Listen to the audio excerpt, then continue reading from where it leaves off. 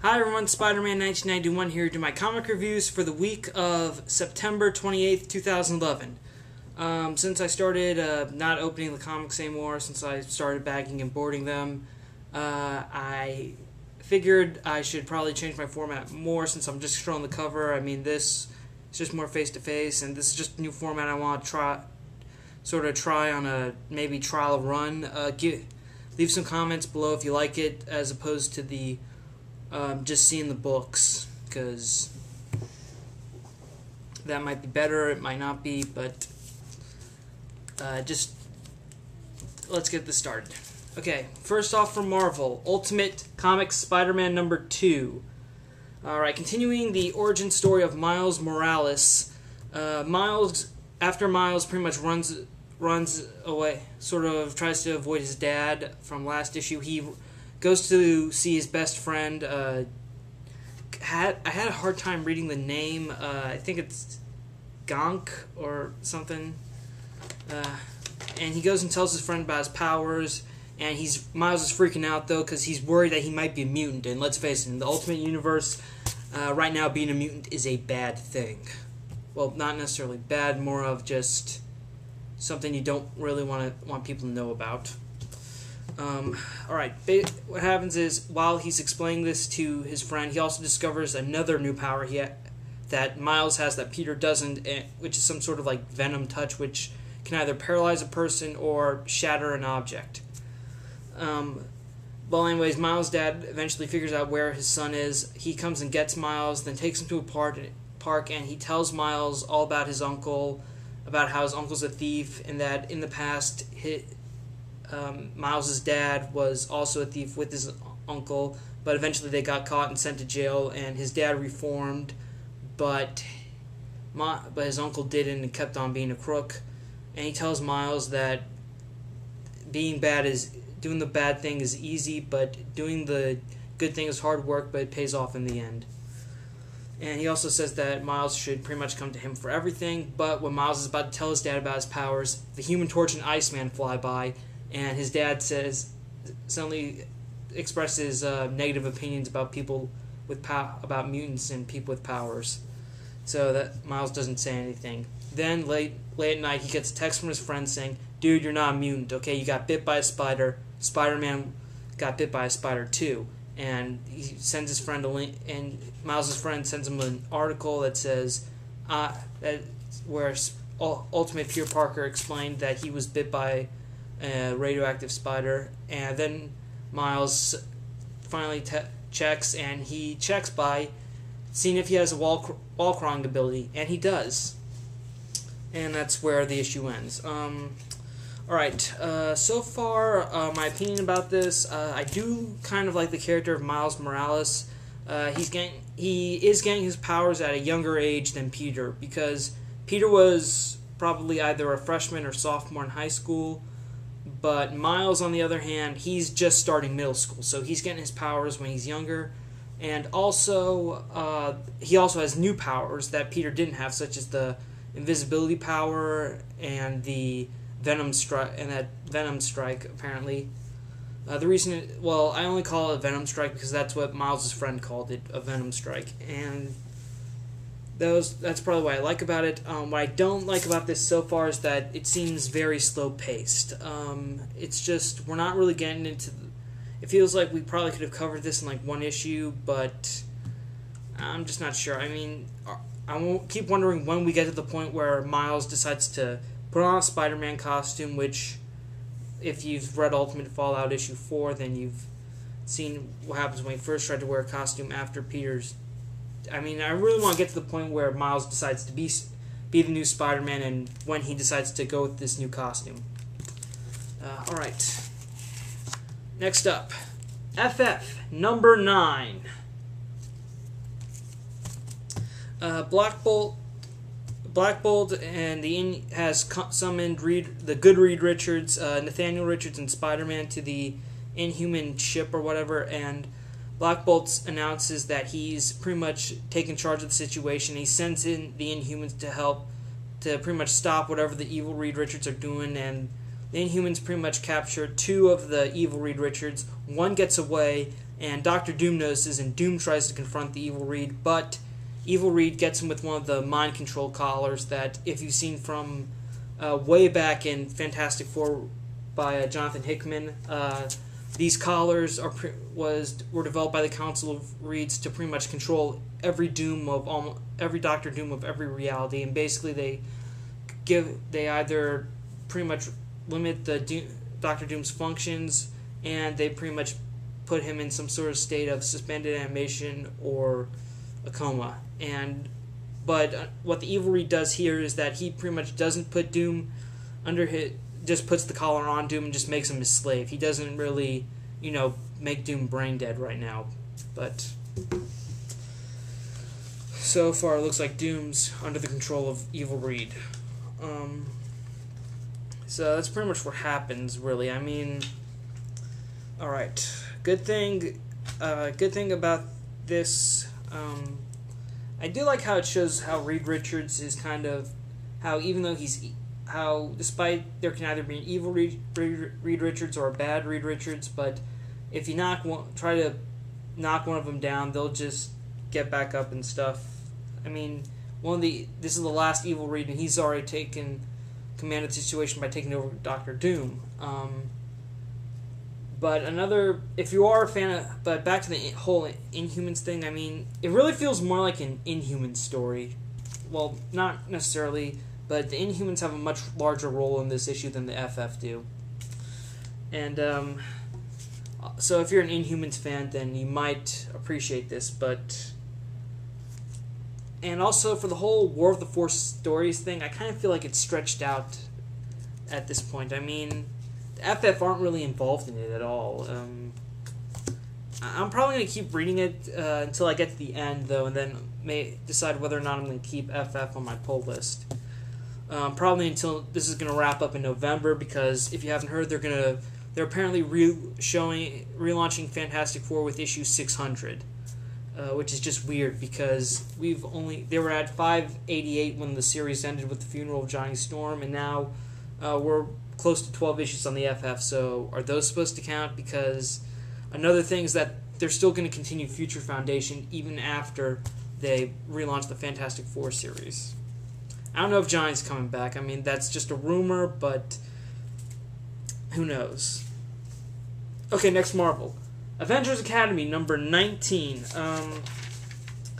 Okay, continuing from last time, the Absorbing Man, this guy, and Titana have knocked out the Pym particle generator of Avengers Mansion.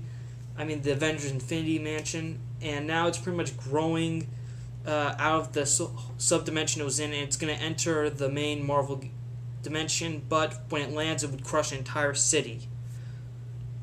So Finesse figures out a way they could pretty much stop once the mansion gets back into the main dimension, they were going to set to self-destruct so it can explode before it harms anyone.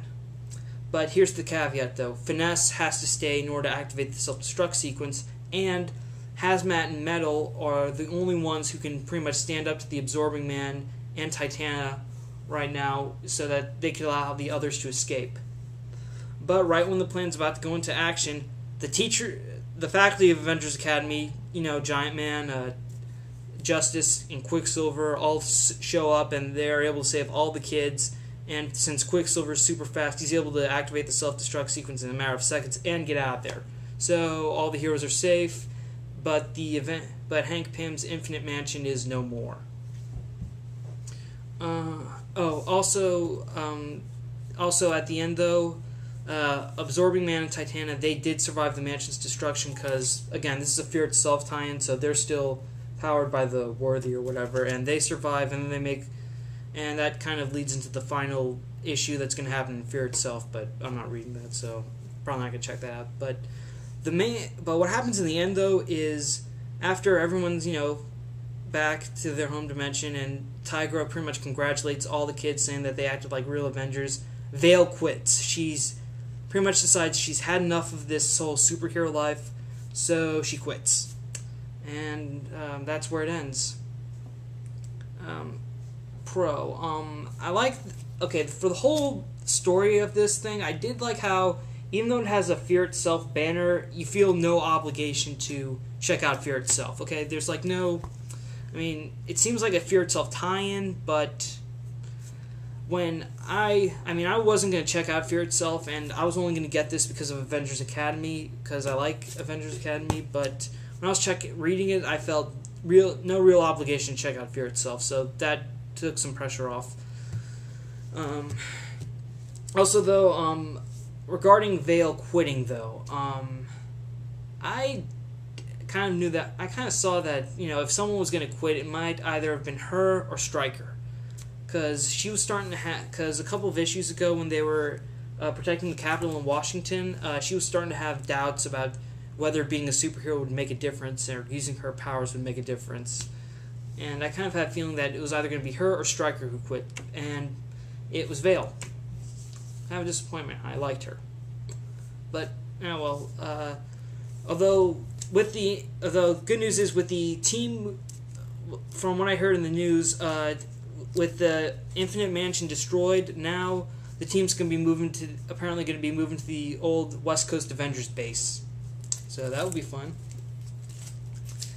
Alright. Now for my next and final Marvel, Amazing Spider-Man 670. Mary Jonah okay.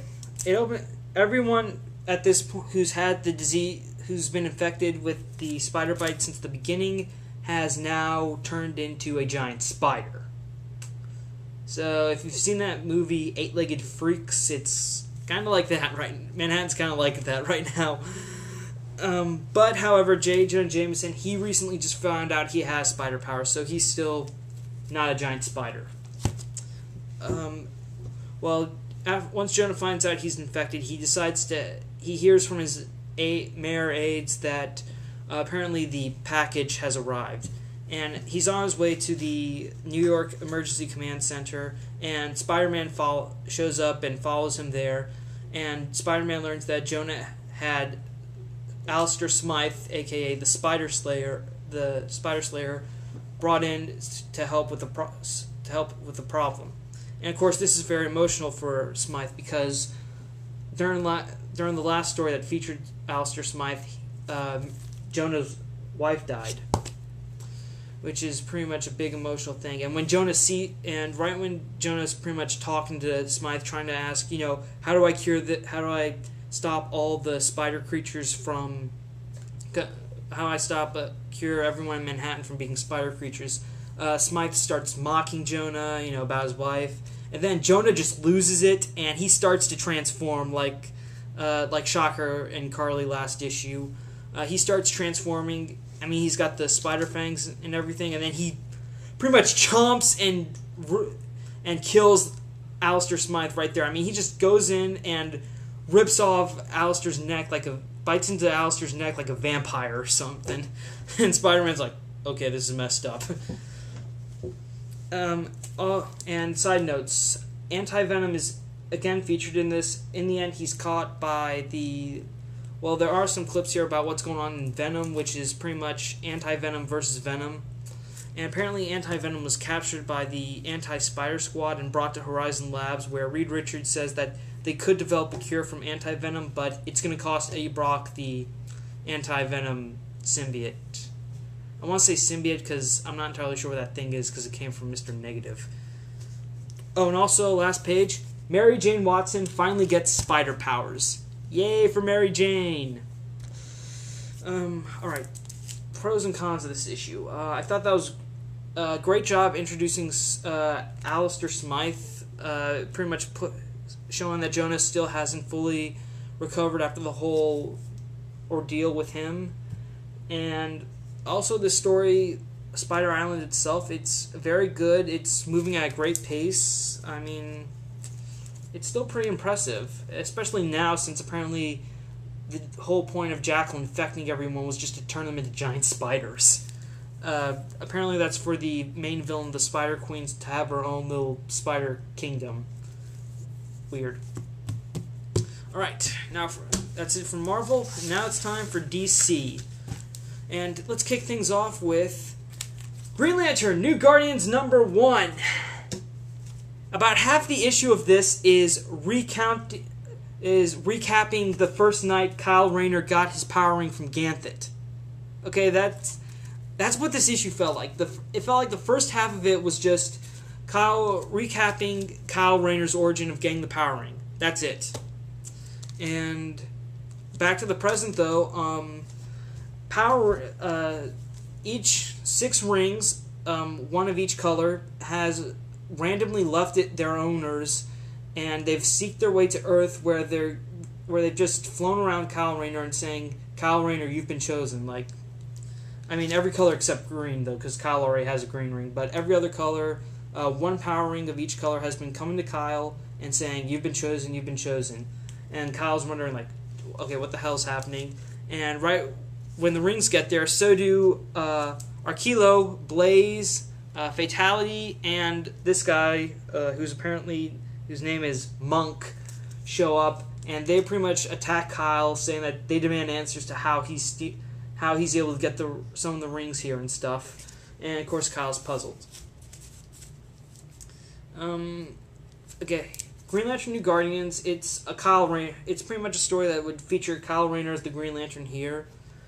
I would say it's good for if you're a fan of Kyle Rayner. Like, if you grew up in the 90s reading Kyle Rayner as Green Lantern, then maybe this is the book for you.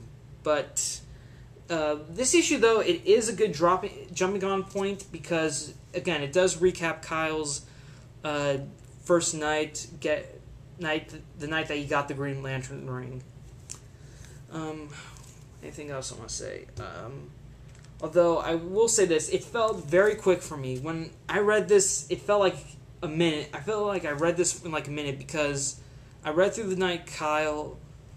I mean, I got to the point after they recapped Kyle's origin, then they got to the whole thing where the rings arrived to him. I'm just like, wait, that's it? Like, I felt that this went by too fast. I mean, this issue could have been a lot more but again, all right, they're trying to make some books jump on friendly, and recapping Kyle's origin does help a lot, but if you know the origin, it might seem a little annoying. But yeah, I think in terms of Green Lantern books, this one, it does have a good jump on point because it does recap Kyle's origin. So, but if you are a fan of Kyle Rayner, but this book might be more towards Kyle Rayner fans. So if you are a Kyle Rayner fan, or if you haven't read any of the Kyle Rayner books and you just want to, and you've been wondering what kind of Green Lantern he was like, then I would recommend picking this up. Right, next up, The Flash, #1. Flash basically stops a robbery at a museum where some thieves are trying to steal a portable DNA recoder, and Flash stops them, but one of the criminals apparently dies when he flies through a window. And when Flash changes back into Barry Allen and takes a look at the body, Barry realizes that the henchman was his old friend Manuel. And when Barry's run some DNA tests on the body, he checks it and he discovers that Manuel's DNA has been altered. And right when he discovers this, Manuel comes into his apartment, shows up in his apartment. Then some other attackers show up, apparently after Manuel, and he and Barry run out. Then they run to the park in Central City. Then Barry sneaks off, changes into the Flash, then he meets up with Manuel, and apparently the guys that are chasing them all look like Manuel. I mean, my first assumption when I read this was probably clones, but when I realized that they mentioned the DNA recoder, it could be, and the body had its DNA altered, I figured, maybe those guys were all altered to look like Manuel. So, kind of confusing, but it has a good ending where you want to, try to figure out what happened. It's that kind of ending where it's like, you're not sure what happened, but you want to read the next issue just to get an idea of what did. And that's probably the good thing about this with the good ending, but my only regret about the relaunched Flash is, well, actually there's 2 regrets. One is the costume, right? I understand that it looks more like armor now, and when Barry opens his ring, the actual top of the ring turns into the Flash logo and all the parts come on him, but how the hell does that work? I mean, I really hope at some point Francis Manapul explains how it's apparent how armor is able to attach to Barry and how the hell the suit works. I mean, the original suit was just made out of cloth, and the ring had a gas that apparently made it shrinkable in the ring. I mean, that actually makes... I would actually prefer that over the whole armor thing, however the hell that works. Okay, another regret I have about this is Iris and Barry are not married. Seriously, I mean, Iris and Barry were like one of the best had one of the best marriages in a superhero comic I can think of. I mean, other than Lois and Clark, but if you are a Barry Allen fan and you're familiar with the stories, then you would know how big Iris was in his life. And it is sad that they're not even dating. Okay? I mean, alright, if you don't want to have them married, at least just let them date.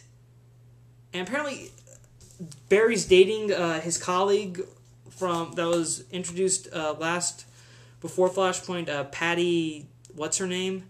Yeah, he's dating her instead of Iris. Barry and Iris, they do know each other, but it's more like Iris's contact in the Central City Police Department that she could use for her journalism career. But I still want Iris and Barry to be together. Okay? I mean, they had a good thing. And it's a shame to see that go away, but but good news is that Bart Allen still exists, so, that's obviously proof they will be together. Okay? Otherwise, Bart's going to fade from existence. Alright, next up, another DC comic, Aquaman, #1. What's Aquaman's main... How does Aquaman appear in this issue? He takes his trident and he stops an armed robbery by using his trident to hold onto a truck and flip it over. That's how he takes care of crime. Then Aquaman goes and has lunch at a seafood restaurant, and everyone's going like, "Wait, why are you here? You're eating fish, but you talk to fish." And then Aquaman finally clarifies for everyone, he says he doesn't talk to fish. He basically uses his powers to influence them, to telepathically influence them to help. So basically, he doesn't talk to fish and get them to volunteer for help. He basically makes them his slaves, like a good king of the seas does. And Aquaman's pretty much hearing people's opinion of him, how they don't really have a lot of respect for him. I guess that's putting it mildly. Not many people have respect for Aquaman. And I used to be one of those people. But back to the story. Later at night, Aquaman's back at the old lighthouse where he grew up with his human father. And Mera's there too. And Aquaman talks to her and says that he wants to have a life on the shore and to help people. And he doesn't want to go back to Atlantis. And Mera agrees with him, and they both agree to have a new life on land. But meanwhile, these new sea creatures called the Trench, you can see them on the cover here, they pretty much rise from the bottom of the Atlantic Ocean, and now they emerge from the sea, and they make their appearance by killing people on a fishing boat. These Trench things, they kind of remind me of the Mer people in Harry Potter and the Goblet of Fire. The movie, not the book. And also, though, a good thing about this issue is that I kind of have a new respect for Aquaman now. I mean, with Brightest Day, and with the way he was in Brightest Day, and the way Jeff Johns wrote him in this issue, I do respect him. I mean, Jeff Johns is actually making me like Aquaman, which is aces in my book. But it's jumping on point wise, I would say if you've read Brightest Day, if you know about Aquaman and his origins, about being king of Atlantis and stuff, I'd say you're fine though. I mean, I would say I'd recommend Brightest Day, but you don't have to read it. Okay, it's a pretty fun read that you can just get into. Also, if you don't have much respect for Aquaman, you can probably read this and maybe your opinion will start to change.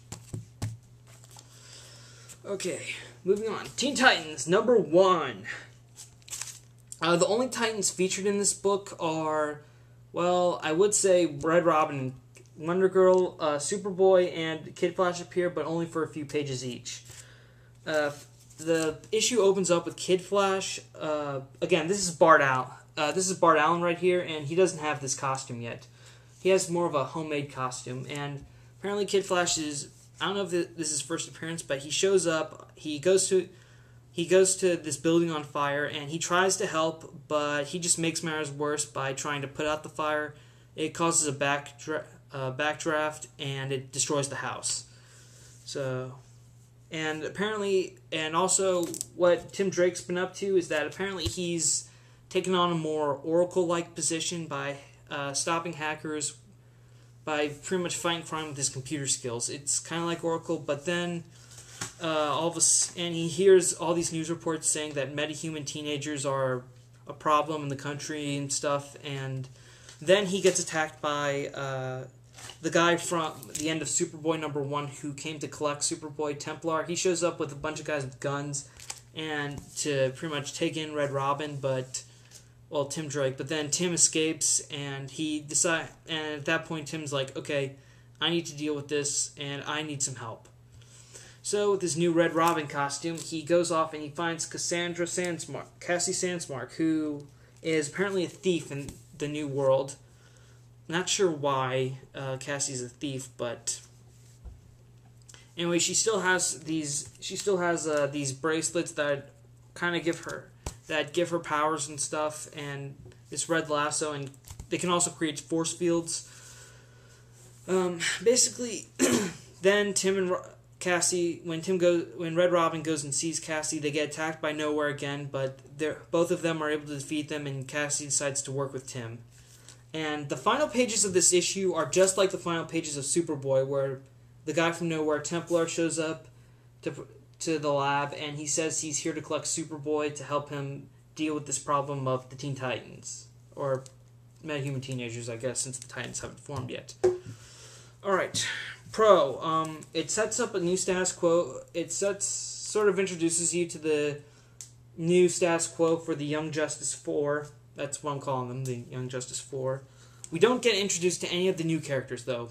I mean, this guy right here, Bunker, he does make Bunker and whoever the hell this Mist girl is, I think, well, they make cameos on one of Tim's monitors, but, that's all they make.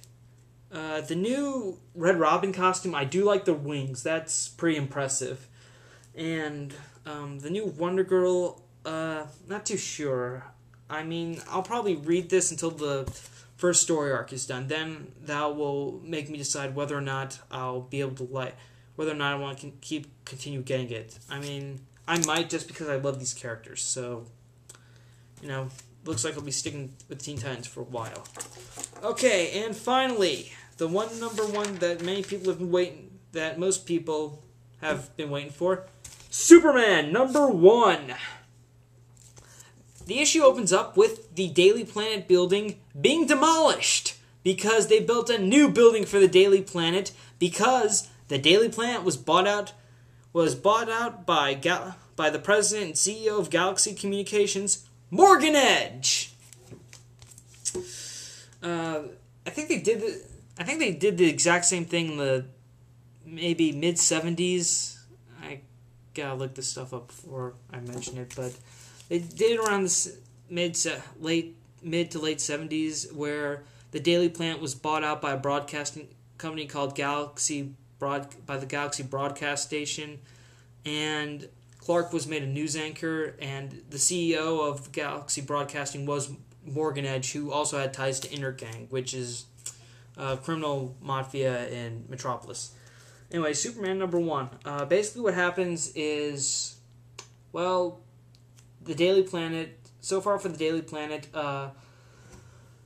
it's bought out and it's under new management, and Lois is promoted to VP of exclusive media or something. And Lois is promoted to this huge executive presidency and VP and stuff. But Clark Kent isn't there because he's Superman, and first he has to deal with the hijacking of an oil truck. Then all of a sudden a Kryptonian fire creature appears, and he's dealing with that.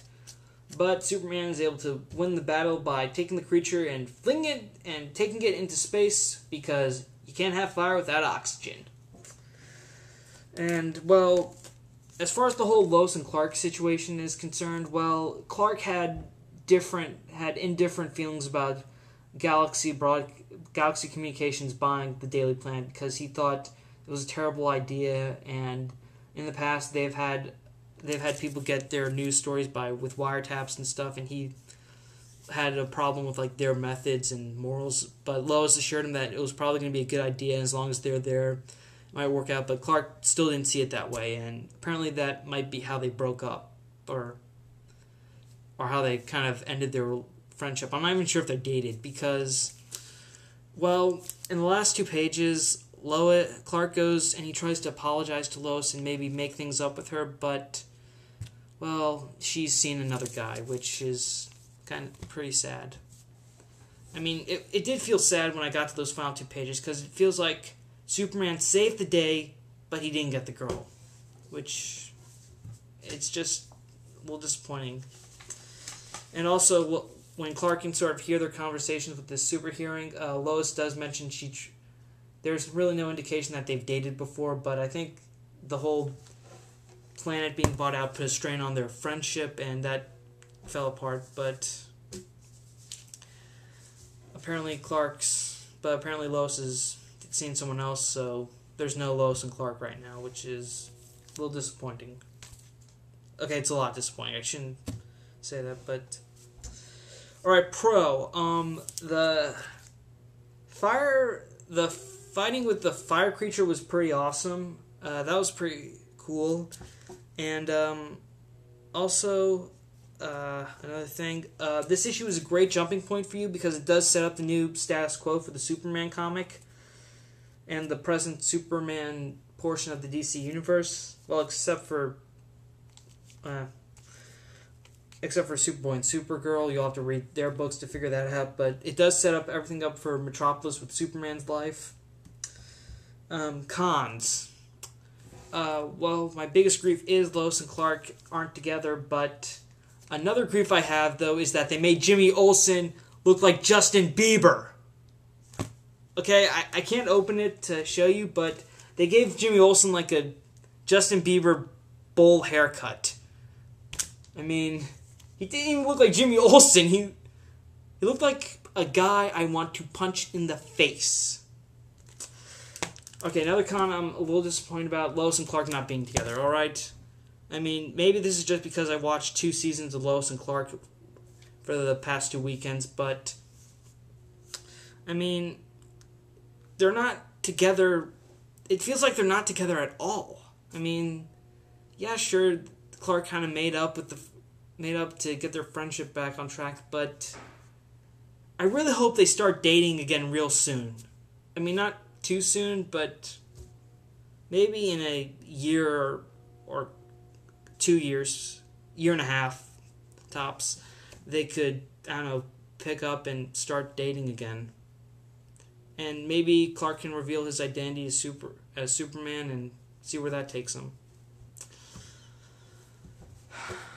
Oh, also, it was announced today that George Perez would only be writing Superman up until issue 6.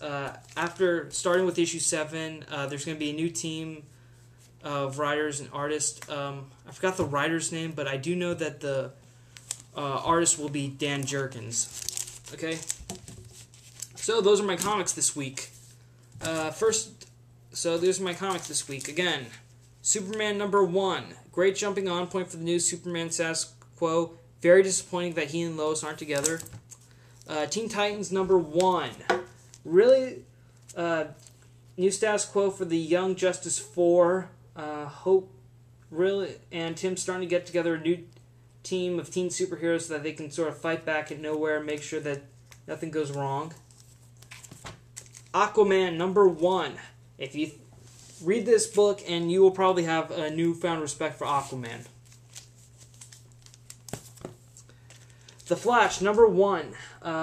Great hook ending. Really, I'm very disappointed that Iris and Barry aren't together. Green Lantern New Guardians. Perfect for Kyle Rayner fans. Amazing Spider-Man 670. Spider Island. Great story. Moving at a great pace. I can't see these. Avengers Academy 19. Vale quits. Very good ending. Not really a Fear Itself tie-in, but a great Avengers Academy story. And FF number 9. Felt more like an Inhumans issue, and right now feels like the FF aren't really doing anything. And Ultimate Comics Spider-Man number 2. Miles' origin continues, but at a slow pace, and it's awesome but still awesome that he has different powers than Peter Parker. And that is my comic reviews for this week. Let me know if you like this whole new face and me holding the cover format. Spider-Man 1991 saying, see you later.